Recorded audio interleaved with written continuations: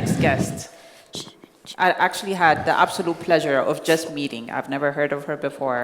I know I sound like somebody who's been living under a rock. But we had such a blast. We talked late into the afternoon without even realizing that we were doing it.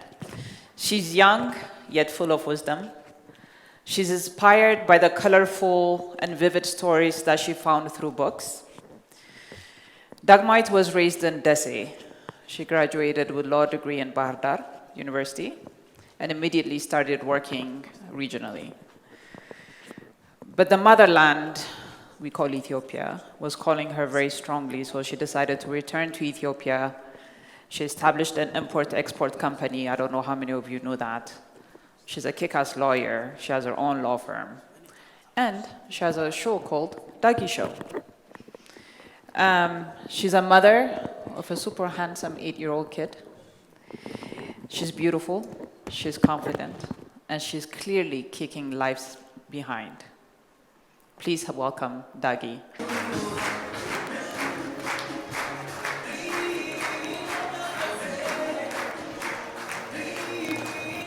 Hi. Hi, Yada. And you know what's awesome? She's usually the one interviewing people. So now she's on the hot seat. Hi. Hi. Kondana Matash. Nkandana qoyesh. Feel free to speak in any language that you feel comfortable. So, for those who've been living under a rock just like me, please take us back to the beginning. You were born in Addis, but you grew up in Desi. Tell us that. Yeah. So, my name is Dagi. It's really nice to be here, and thank you for inviting me. I was born in Addis Ababa, but since my mom and my dad decided to separate, my dad took me to Desi. Okay. When I was a year old. And he was a single dad, and he raised me on his own. He's been a mother, he's been a father to me. So in Desi, until I finished high school, actually, I was growing up in Desi, but then my father had to move for work to Kombolcha. It's a small city, maybe 20 kilometers away from Desi. So I went high school in Kombolcha High School. But I had an amazing dad, so I barely felt sad about not having a mom, except on holidays, when I see other kids wearing these traditional clothes and matching, and their mom making them food and stuff like that. But since my dad his life was dedicated for me, it didn't really, affect me that I didn't have a mom, except I told you like those few times. I was raised in a very small 2-room house because my dad didn't have a lot of money. He was a teacher, yeah? He was a teacher, and back then the salary was really small. Yeah. So he did everything he could to make me feel like a queen. So he used to tell me like, you are a princess, and you can do anything in this life. You can be whoever you want to be. And he taught me as a young age, I have to read a lot because he was a reader himself. So I see him reading, I see him writing poems, I see him do stuff like that. So I started reading when I was a 3-year-old girl. Wow. Yeah, very small books, those stories, and also reading whatever my father was writing. And my father was very young. When I was born, he was in his early 20s.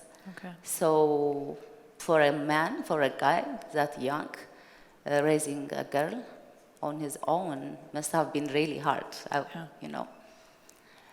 So then my brother, I have a brother, my younger brother, his name is Abel. He was there too, later on. And my dad struggled a lot. There were times he would be so down with life, money, and there isn't enough. There was never enough except the love he gave us. So there were times he would be angry about life, but he would tell me, I don't have money, I cannot send you abroad. I don't have money, I can't open you a business here. So all I can give you is education. So if you're not able to make it in life, through that, you're gonna fail, which is also a lot of pressure on a child that age. But at the same time, it gave me a perspective. I have to make it in this life, whatever that means. Even though I didn't know what making it was back then, since I was a little girl. So the books helped me a lot. Even though I was living in a two-room house, I would feel like I had this amazing life, that I am a princess. And the first time I went to school, that was in school, the people were calling me Dagi, like the students. I was crying because I thought they would call me princess. Because that's what he told me. So in the movies, in the book, that's what they call them. So I cried a lot. And then I went home, then I told him I was crying, and Dad, they're calling me Dagi, and how disrespectful is that? I'm a princess. So he was like, when the people love their princess, they call her by her name. But when they are scared of her, then they call her princess. Love that. So I believed him. Yeah. So then I went back to school, everything was fine. So I was always like, in school I was really good. Because that was the only gift I could give my dad. Because that's the only thing he expected from me, to excel in school, to become first, and I was always first in my classroom. Whichever semester, whichever grade it was, which was a huge gift for my dad. Yeah, awesome. Yeah. Thank you. So your childhood was very modest. You guys grew up in a 2-bedroom house, but your life was big because of all the books that you read. Yes. Right? Yes. This is amazing. How many books have you read so far? It's more than 2,000 books. Yeah. And how did you keep count? Because when I was 3 years old and I started reading first, my father was writing the book I read, and the date I started reading the book and the date I finished the book. And so then after I grew up, I started writing. I continued what he started. Yeah. So it became a habit for me. Like, when did I start this book? How long did it take to me? What was the... Even sometimes I write the nice quotes that I found in the books too. So that's how I started counting. Love it. And how was your father dealing with, I mean, it must be very hard. Like, Andenia is so uncommon to hear of a single father raising a daughter on his own. Yeah. And you told me, like, he washed all of your clothes, he did all of the cooking, he did all of it. The community was not even allowed to come in and help because he made it look so effortless. Yeah. So he would wash up our clothes. He would clean up the house. He would cook. He used to braid my hair. Like, he was doing everything for me and for us. And my father used to chew a lot of chat. Like, in Wallo, it's common, people chew chat in the afternoons, but he does it in the night. So while chewing the chat, he can clean up everything. So nobody knew he was the one doing everything. But he would do that, and in the morning, as if everything is fine, as if he had all the help in the world, he would just go out and go to his work. And at some point, he had to walk 7 kilometers to go to his job, and back 7 kilometers, which is 14 kilometers per day, Monday to Friday. And that affected him a lot, and my father used to drink. Not a lot, but every time he drinks, he becomes that angry person, the life, and being worried about what he's gonna do for me. It's the money is not enough. And since he was a very, very bright person, knowing that his life is just that, it kind of broke him so hard. Yeah. So he would say, whatever dream I never lived, I know you would do it for me. He would say, I know you can make this happen. So it wasn't easy for him. And then even going through that, there is only one cinema place in Desi. Every time there's a new movie, he would take me there, and we would watch that movie, and then he would come back home, we would have these conversations. Sometimes he would take me to a bar, and he would show me young, beautiful girls. He would say, look at this woman, she's beautiful, she's young, but she's selling her body because she doesn't have education. She doesn't have a support system to be something better than this. So he would tell me things, and I heard Betty saying, her dad was telling her, "Yemanim saw baria mohon bishum." So that was like how my dad raised him. He said, you can never be dependent on anyone. he would say, I didn't do all this for you to become that random person who'd marry someone and stay at home and raising kids and become that person. So, um, so that was really how, my dad is a reason for me who I am today, even though he's no longer with us. He passed away in 2013 when he was 49 years old, which was really heartbreaking for me. Wait, you're going forward. Okay, I'm sorry. All right, so you finish high school, you're top grade, you get accepted in Bahar Dar University, and you want to go. And tell us about that, teenager Dagi. Yeah, so I finished high school, and of course, obviously, I scored like high grades. And I had to go to university, and the government is the one that chooses the location of which university the student is going. So it was in Bahar Dar, and my dad was like, he was so happy with my score and everything. He said, I'm not gonna send my daughter there. Then, like all our family, his brothers, what was the point of all of this? For her to go to college was like, no, she never lived without me. So wherever I send her, she's not gonna survive. Yeah. Then I was like, but Dad, like what's gonna happen if I don't go to college? It was a huge struggle for him. So many people were supposed to sit with him to actually, for him to make peace with the idea of me going away. Yeah. And then my brother was going to be the only one who was gonna stay with my dad. And for him letting me go, he cried a lot. Like, he was the one who took me to Bahar Dar, he was the one who dropped me off there. But he was like, he was worried I wasn't gonna survive. And he would come sometimes, it used to piss me off. He would come in. One day I was in the university, then I was out, I went to partying with my friends. Yeah. Because I got this new freedom that I never knew existed. I never had a sleepover. When I grew up, I never went out and stayed with friends or anything. Even my high school graduation, I didn't go partying. Yeah. So this was a new life. I was doing that. So we went partying, and then we spent the night at the hotel with my friends. And one of them called me, and they said, your dad is here looking for you. Then they told him I'm in a class. Then I came back, but you can tell he already knew. Yeah. He was like, is this what you want to do? Like, everything we went through, everything we've done, like, is this the kind of person you want to become? That kind of broke my heart. I felt like I betrayed my dad, that young dad.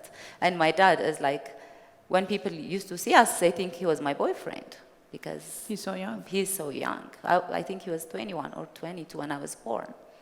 So, but finally he agreed, and I went to the university. And I always wanted to become a lawyer. Why a lawyer?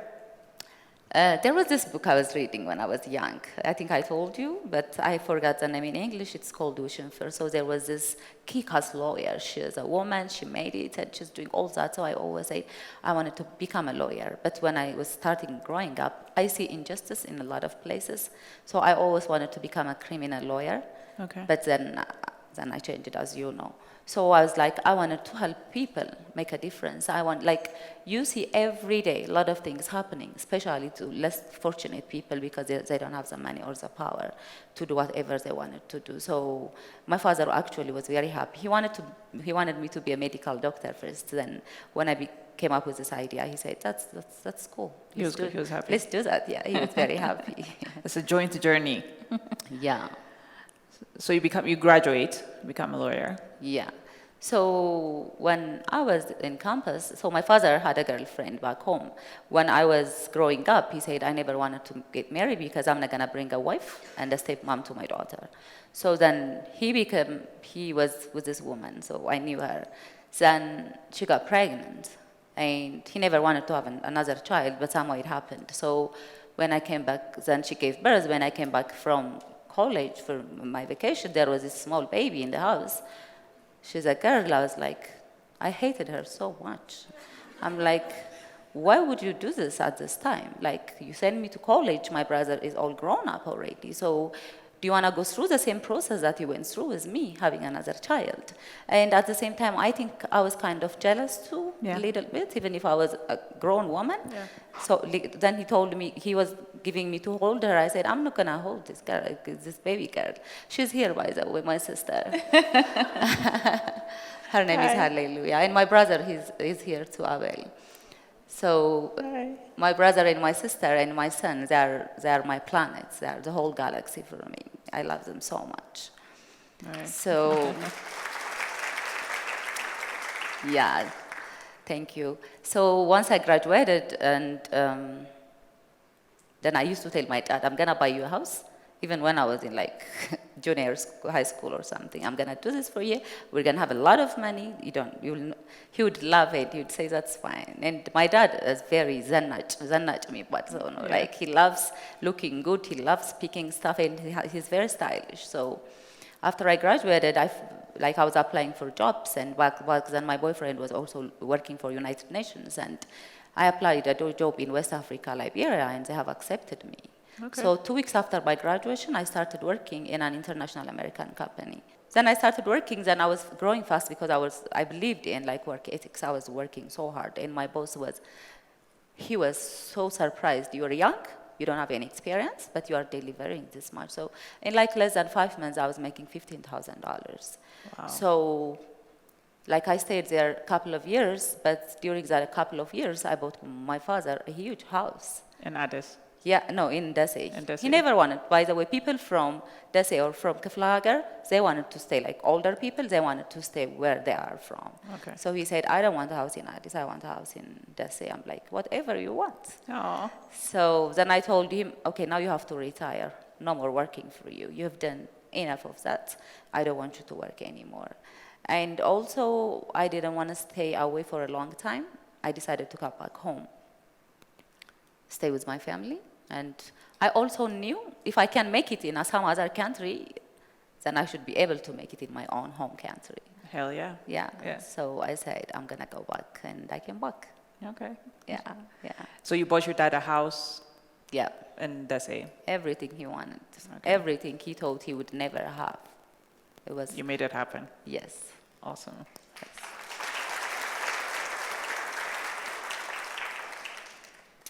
So you come back to Ethiopia, and what do you do? So you come back and you live in Addis? Yeah. Okay. Started living here, and so after I came back, I was working for a UK company. We were doing a gold mining company. It was a gold mining company. So I had a CEO position as well because of my exposure in the international business. They wanted me there. So I was doing that, but at the same time, I said, my dad told me, why am I working for somebody else? I can actually work for myself. So then that's when I opened my company. We were doing exporting vegetables and importing different kind of materials. Okay. So that's when I started also working for myself at the same time. Okay, all right. Tell us about the turning point in your life. That's a hard one. So we were all enjoying life, and everything was going great, and I was traveling. Like, I wanted to travel the world. I don't want to travel right now. I am tired of it. I just find a way not to go anywhere. But back then, I was traveling everywhere. I wanted to go to Paris. I wanted to go to London. I wanted to do this. I wanted to do that. I was able to do it. And somehow, at some point, my dad got sick. And first, I was like, it cannot be possible. Like, he can't get sick. Like, he started saying, I'm not feeling well, I'm not feeling well. So we went to the hospital, and he was diagnosed with a liver disease. Liver disease? Yeah. So I think also he was drinking back when he was young.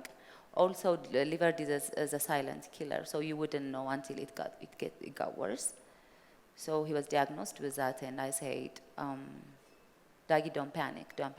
There is always a solution for it. So I've been talking to Daggy. We went to Thailand, we went to different places for his checkup. So I was in communication with different doctors and to get him a transplant done for him. So I'm his daughter, my blood type is O+, so I can be a donor. So I told my dad, we're gonna do this. I'm gonna do this for you. He's like, never. ዛሬ እሞታለሁ እንጂ አንቺ ለኔ ጉበት ለመስጠት ተብሎ ሰርጀሪ ውስጥ አትገቢም. It would never happen, he said. So me and the doctor spoke again. He said, we can tell him you found a donor, but we can still do whatever you have planned. So we said we're arranging a lot of things, but he got sick again, and we went to his hospital and his doctor, and it was too late. He said they were telling us everything's okay, but then they said, oh, it's too late. For the surgery. Huh? Too late for the surgery. For the surgery. No more transplant for him is not going to save him. Because half of his liver was gone. Liver cancer. So, can you imagine how that would make me feel? And then I couldn't tell that to my brother, because my brother is like, የሴት አንጀት ነው ያለው ይባላል በኢትዮጵያ አባባልና I couldn't break his heart too. So I had to keep it to myself. I would go out of the hospital room, I would cry, and I'd come back as if everything's fine. And Dad, what he knows is he's going to get a liver transplant, so I couldn't tell him either. But he's getting worse, and he was getting worse by the day. So I told everyone, in Ethiopia, the biggest problem is they would save you or they would kill you or you would die, but there is no pain management in Zamida. They don't know how to manage your pain. So he was in so much pain, so I said, you know what? I told all the doctors, unless I call you, all the nurses, unless we call you, I don't want you in his room. So I started administering painkiller meds for him myself. I would sit there, I would follow up the time, my brother would sit there with me, I would just make sure he wasn't feeling pain. So I think when the final time was approaching, my brother kind of figured it out. When he saw him, he couldn't speak anymore, he couldn't do anymore. So I called my little sister to see him, just in case. And then my brother was crying a lot. It was 13th of August in 2013. So he was dying, and my brother started crying, and I told him, Stu, leave the room. If you're gonna cry and bother him, I would rather you leave. Then he stopped crying, then I held his hand, and I told him, Daddy, we love you. Abbat ነው የምንለው ቤት ውስጥ አባት በጣም እወድሃለሁ. Like, you can go now. You can go at peace. Your daughter will be okay, your son will be okay, I will be okay.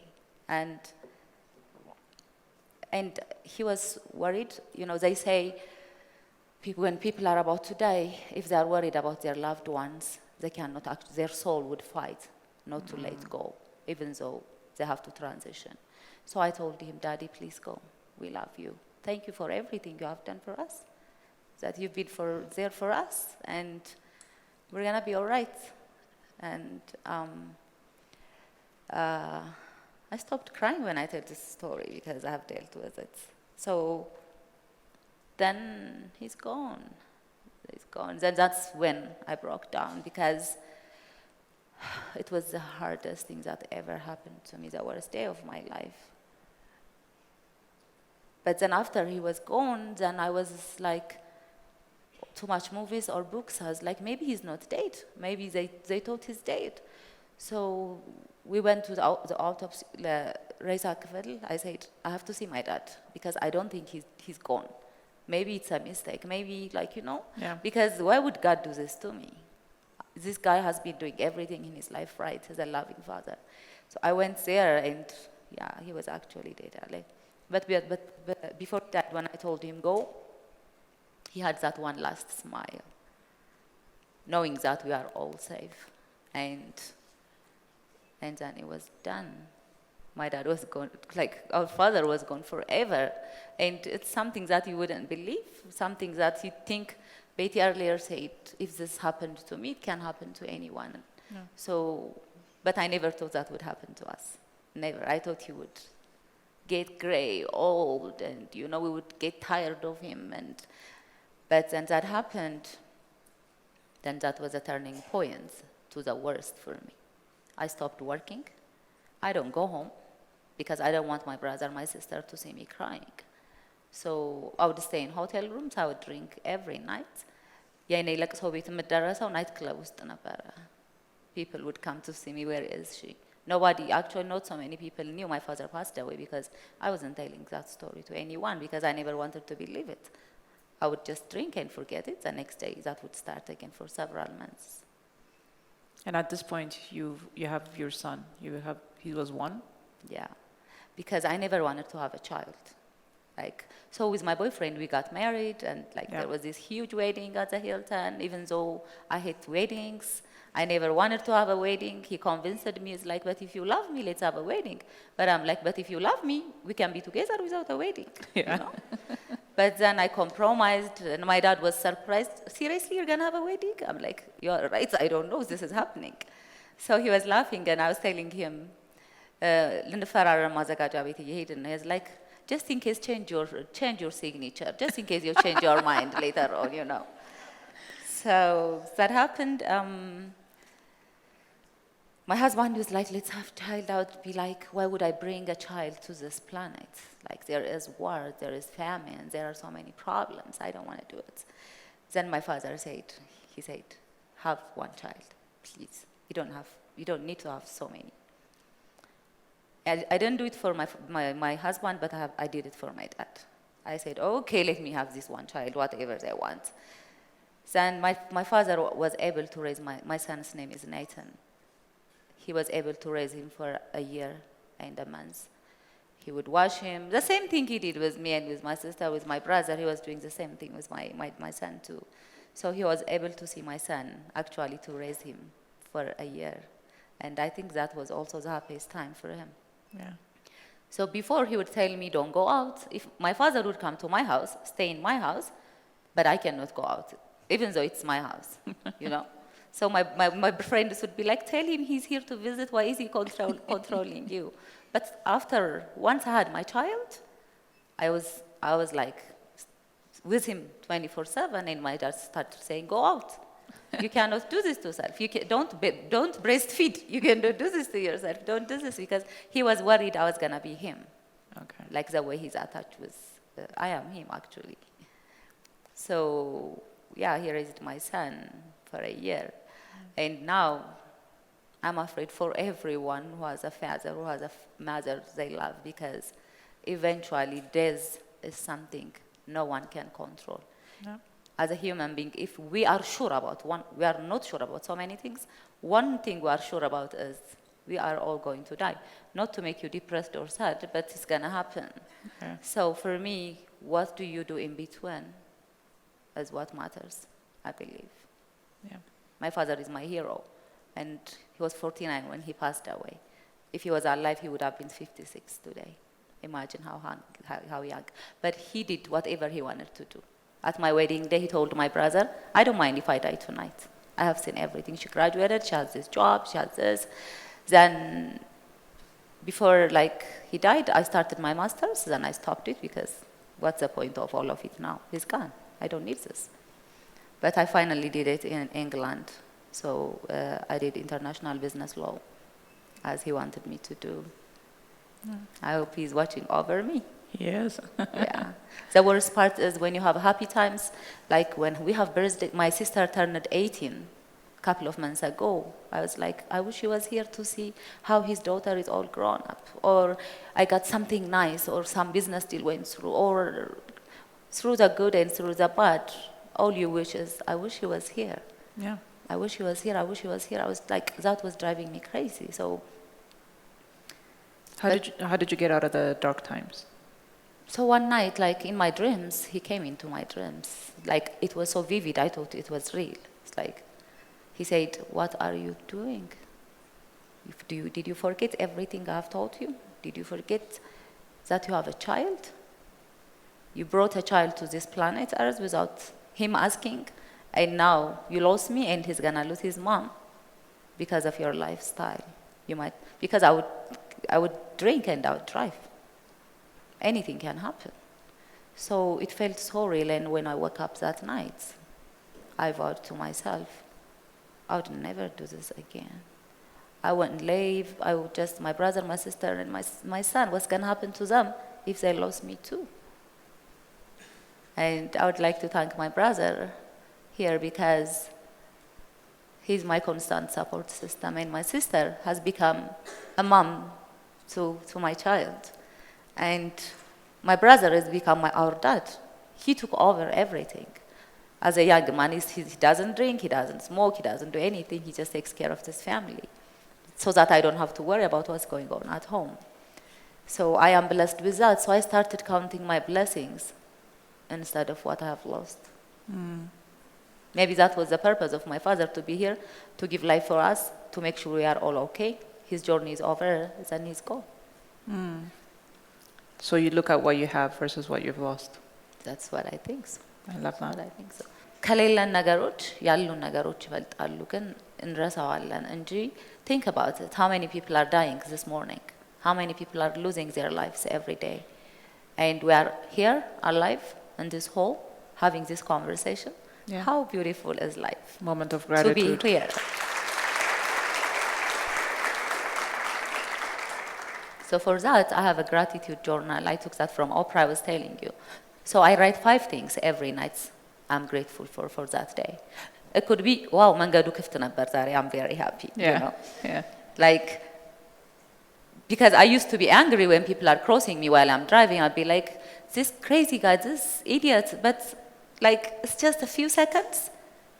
Even if you let 10 people before you, it's not like something bad is gonna happen. I know, but it feels like forever. But does it matter at the end of the day? No. It doesn't. Because the job we are running to might not be there tomorrow. We take our lives for granted to the point that we don't know our words. Like, we are human beings. I hear the saying, we are spiritual beings having a human experience here on earth. So, 80 ዓመት እንኳ ቢሰጠን በጣም ትንሽ ነው፣ ብዙ ይመስለናል። ብዙ ሰው ደግሞ ግማሹ ተኖሯል almost. ለኢትዮጵያ ለአፍሪካ life expectancy. So I would be like, how do you want to live your life? Anger, hate, racism, or love, life, you know? It's just how, like, all of us here, if we think about how many good things we have in our lives, we are healthy, we have parents, we have maybe children, we have good jobs. It doesn't have to be like, success for me is not measured by only money. There is more to that. You can have money, but you can make suicide tonight.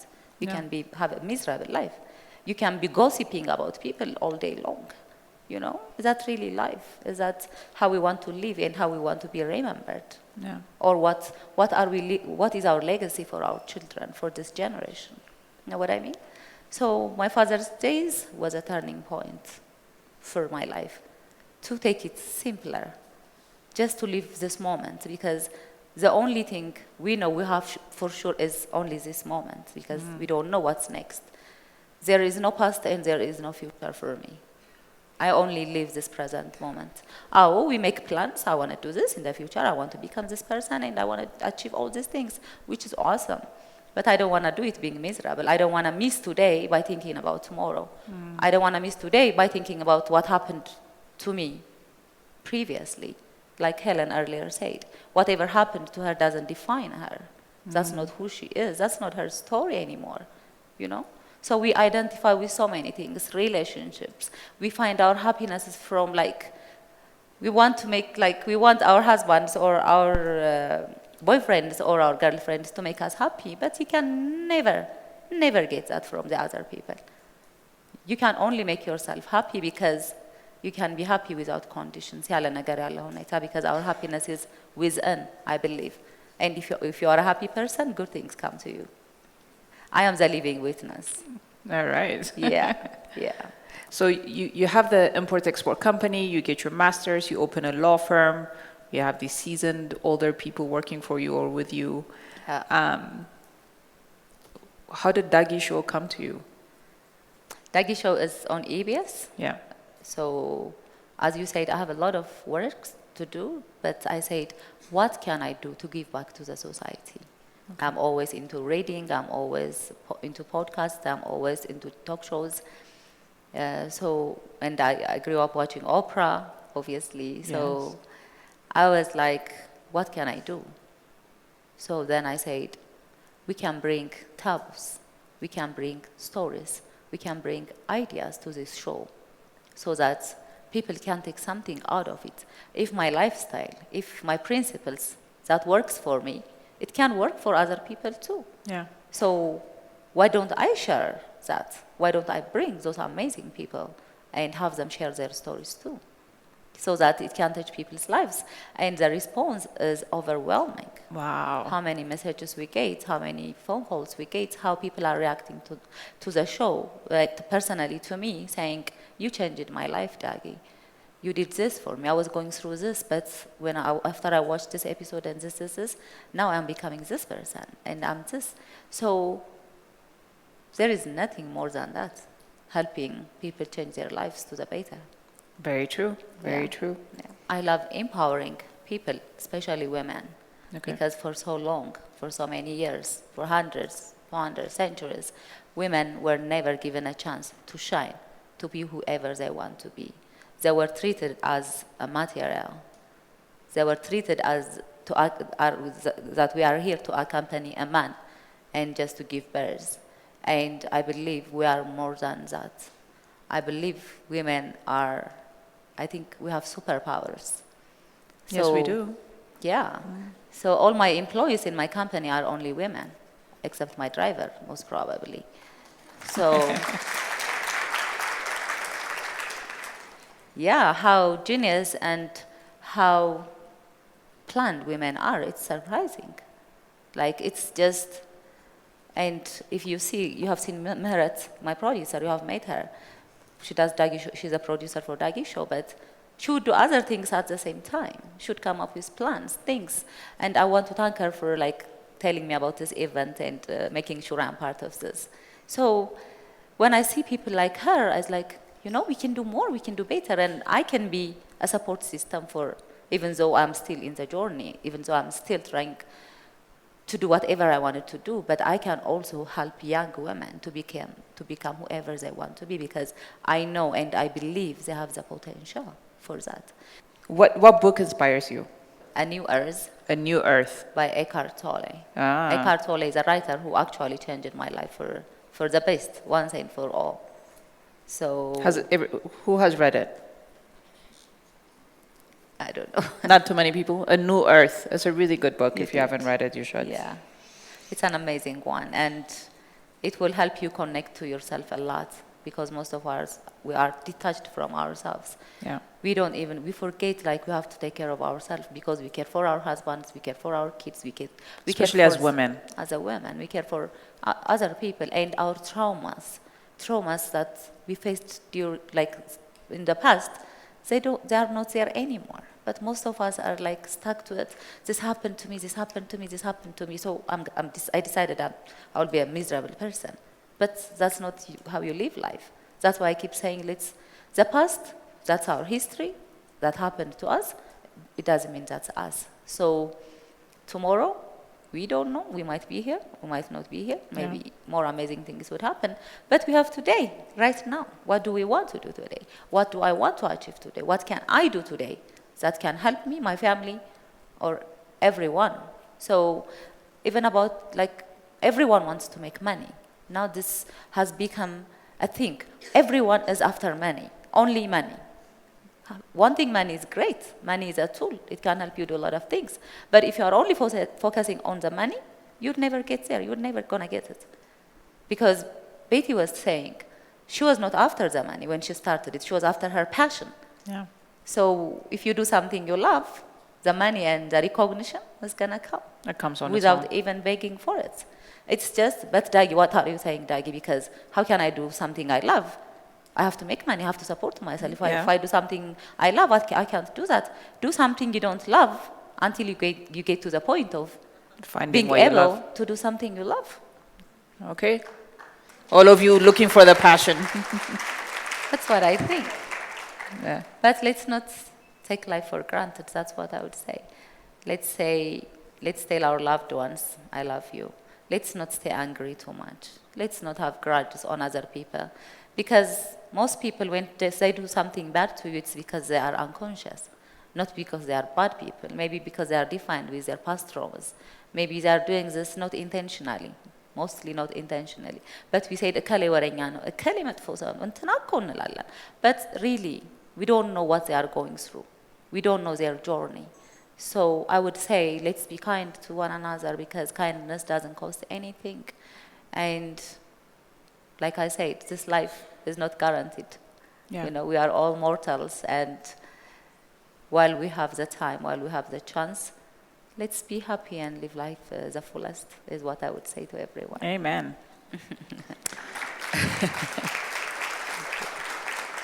So what's next for you? Please don't add another job. No. So as I tried to explain to you, for me, my success is measured by how I feel inside. If I go to my bed and if I'm able to sleep through the night, then I'm very successful. Because that means I'm not worried about anything. That means I'm not a bad person. I'm at peace with myself.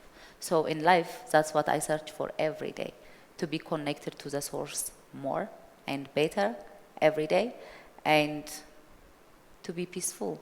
Because all of us are looking happiness. ሁላችንም, everyone in this room and outside of the room, in the whole planet. We want to be happy sometimes without even knowing what happiness means really. But you cannot chase happiness in your marriage, in your job, in your money, in your friendship, because it's already given to us. It's inside. So that's why I always tell people, if you get married, if you have a husband, if you have a wife, that should be a bonus to your life. You are already happy, you are already at peace, you are already content. Then meeting this amazing person could be a bonus to what you have. It shouldn't be everything. It shouldn't be everything. That's not even human beings are designed. Single women in the room, are you listening? So I think as a human being, that's not how we designed. I think we are enough on our own. And then we can share that happiness with our life partners. And we are so amazing. Humans are amazing. Imagine what we are given. I hear this yes choir on the side. Keep going. Yeah. Yeah, so to even be born and exist on this planet Earth at this time is, I think, it's an amazing blessing. And if we take in our blessings, we have so much more to be grateful for every day, each day. Again, when we plan something, we get it, we are happy, we forget we get it. We want something, that happened, we forget it. So whatever you got in this planet, you will never be satisfied unless you figure out here inside your heart what makes you really happy. I think you need to start some sort of a class, because this 20 minutes is not going to be enough. Like, do you plan on doing that? Yeah, that's what I was going to tell you. So you said, what's the plan? So after this, one more plan we have is to do a life class. A life class. Daggy's life class. You heard it here. Yeah. So it's going to start for Ethiopian New Year. Okay. And September. Yeah. Would it be TV or live? Just like this, in a hall, in a room. Like this type of session? This type of situation, this type of setup. Flawless will be organizing it? I would love that very much. Daggy, one last question. I know everybody is hungry and wants to go eat. What do you know for sure in life? That question. I thought you would never do that to me. But I said that earlier. What do I know for sure in life is that we only have this moment. We don't have any other moment. Yesterday was today, before it passed. Tomorrow will be today when it comes. So that shows us this is today. So I know about today, I know about this moment for sure, and that we can use it. And like I said, one thing I know for sure, also, you can never find happiness outside of yourself. That's all we can do. Thank you so much. Daggy so from Dagi Show. Thank you. Thank you. Thank you. There you go. Thank you so much. Picture.